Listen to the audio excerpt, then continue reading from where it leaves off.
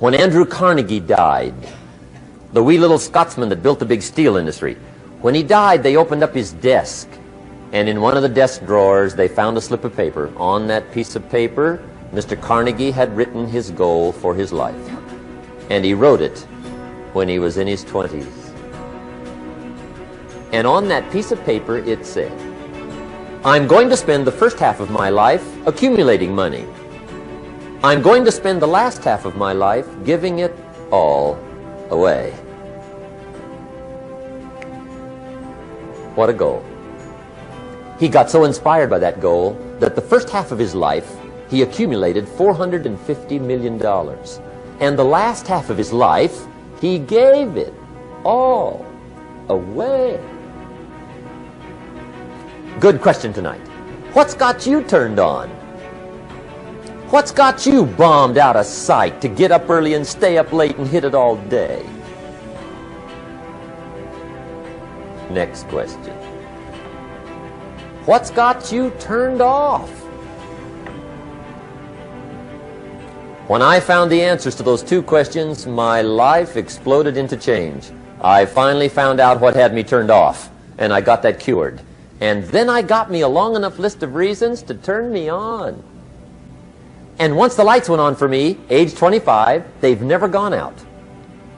I've fallen out of the sky a few times, but I've never lost that drive to make something unique out of my life. See, reasons altered my whole life. Now, there's another list of reasons called nitty-gritty. Hard little reasons. Sometimes those little reasons are the most powerful reasons that can change your life. Sometimes it doesn't take much. I now carry several $100s in my money clip. It's only a few $100s, but it was one of those reasons turned my life around.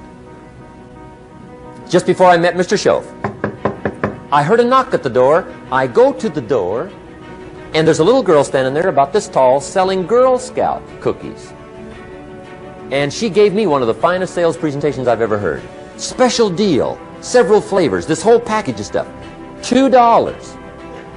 And with a big smile, she very politely asked me to buy.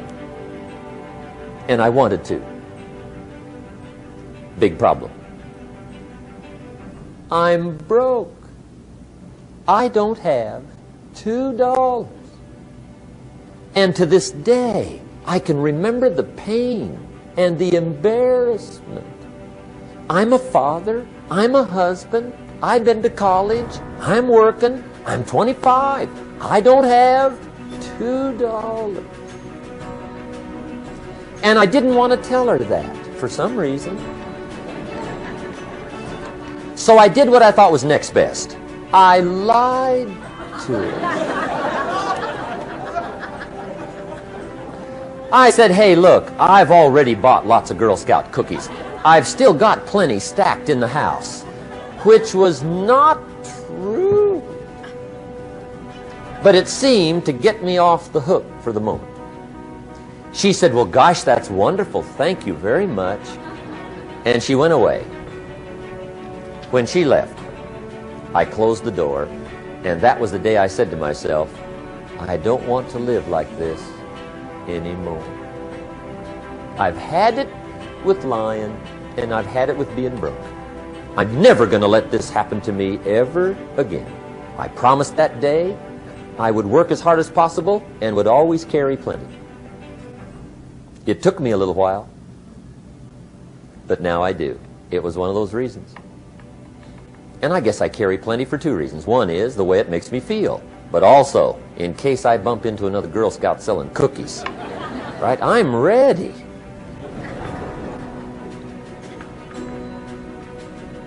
I walked out of the Bank of America one time up in Saratoga, California, where I used to live. Two little girls selling candy right outside the bank.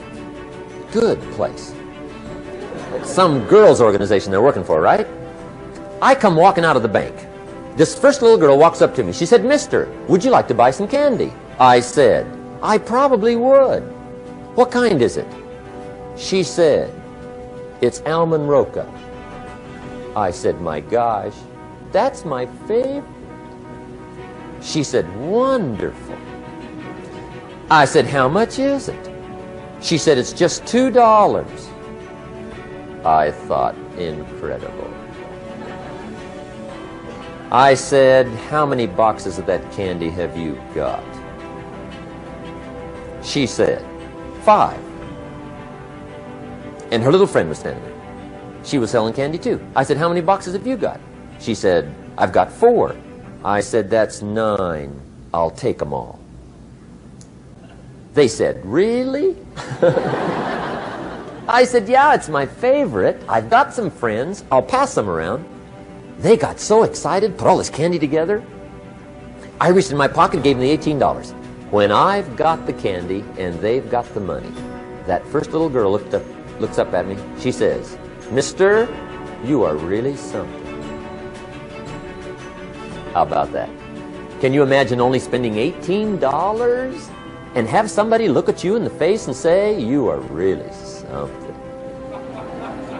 Now you know why I carry heavy, right? I'm not going to miss anymore. It was just one of those reasons. Helped to change my life. One of my nitty-gritty reasons was budget finance. Budget finance used to grind my soul.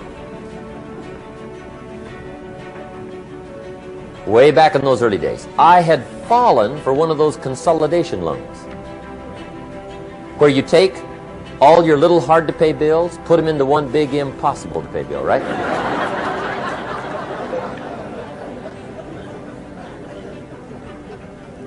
I would get 4 or 5 payments behind. This one guy used to call me day and night. I don't think they're allowed to do that anymore. Harassed me. Threatened to run me in front of the judge. Threatened to ruin my credit. Threatened to embarrass my family.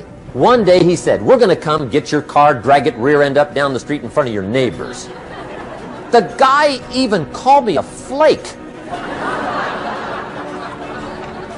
And back in those days, I'm broke, I'm pitiful, there's nothing I can do about it. But I never forgot how the guy treated me. And when I met Mr. Shoaff, and I got my life straightened out, and the money started to flow, that was one of my first projects, budget finance. I poured it on day and night. I finally put all the money together I owed him, which was considerable. I picked a day for the payoff. And when the payoff day came, I put the money in small bills in a big briefcase. And I walked into the budget finance office on Wilshire Boulevard in Los Angeles. The guy who harassed me so often, his desk was about 3 back. I walked right up to his desk, startled him. He wondered what I was doing there.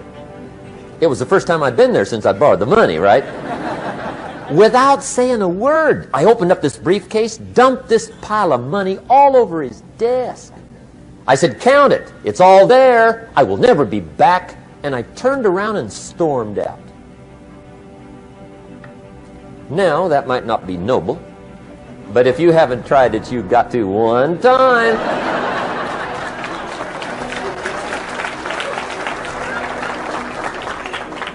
It can be the day that turns your life around. All you need is a reason that turns you on.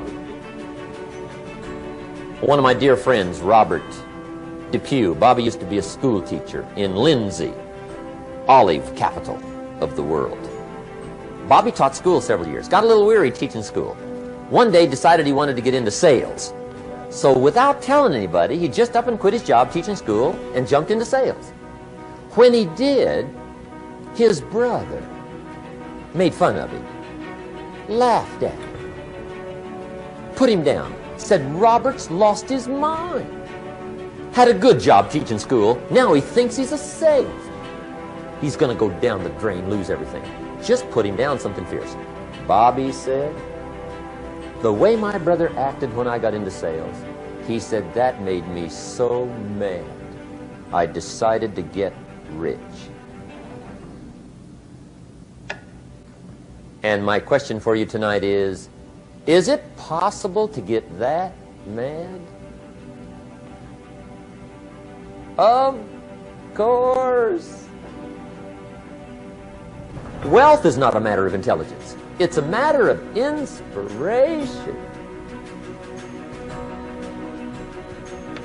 Today, Robert happens to be one of my millionaire friends. Bobby's rich.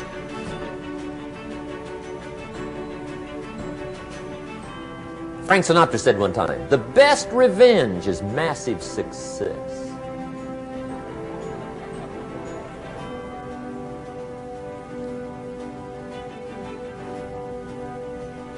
Hey, get you a long enough list of reasons so that after tonight you never lack for inspiration. You might not have all the answers right away, but you can get the answers